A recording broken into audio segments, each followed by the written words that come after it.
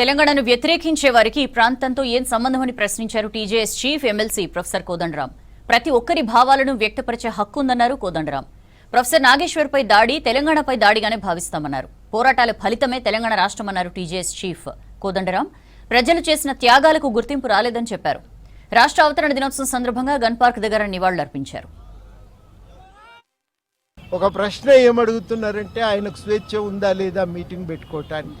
కానీ మనం అడుగుతున్న ప్రశ్న ఏంటంటే నాగేశ్వర్కి కూడా తన భావాలను వ్యక్తం చేసే స్వేచ్ఛ ఉందా లేదా అనే మాట మనం ఇలా తెలంగాణ సమాజం అడుగుతున్నది.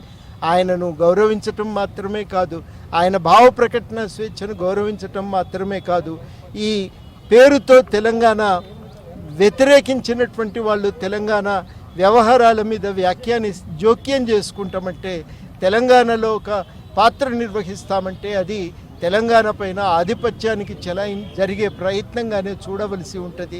అందుకనే ఈ ప్రయత్నాలను తెలంగాణ వ్యతిరేకిస్తున్నది. తెలంగాణ వాస్తవానికి అక్కడ ప్రజలతోని సఖ్యతను కోరుకుంటున్నది. తెలంగాణ ఇరు ప్రాంతాల మధ్యన సఖ్యత ఉంటేనే ఇరు ప్రాంతాల ప్రజలకు మేలు జరుగుతుందని గట్టిగా నమ్ముతున్నది.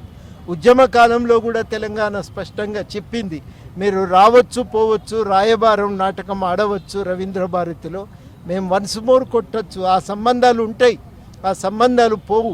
ఒకటే ఆ రోజు మనం అభ్యంతరం చెప్పింది ఏంటంటే సెక్రటేరియట్లోన చక్రం దిప్పుట కుదరదు అని. ఆ ఆధిపత్యాన్ని తెలంగాణ అప్పుడు ఇప్పుడు కూడా వ్యతిరేకిస్తున్నది. ఈ ఆధిపత్యాన్ని తెలంగాణ ఎట్టి పరిస్థితుల్లో సహించదు. తెలంగాణకు తన ప్రాంత నిర్మాణంలో ఈ ప్రాంత ప్రజలకు ఒక స్వేచ్ఛ ఉండాలి.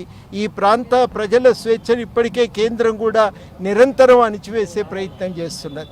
వాళ్ళు నిరంతరం ఒకటే మాట అంటున్నారు, ఇండియా పాకిస్తాన్ను విడదీసినట్టు, తల్లిని చంపి బిడ్డకు జన్మనిచ్చినట్టుగా తెలంగాణను సృష్టించిండ్రనే మాట అంటున్నారు.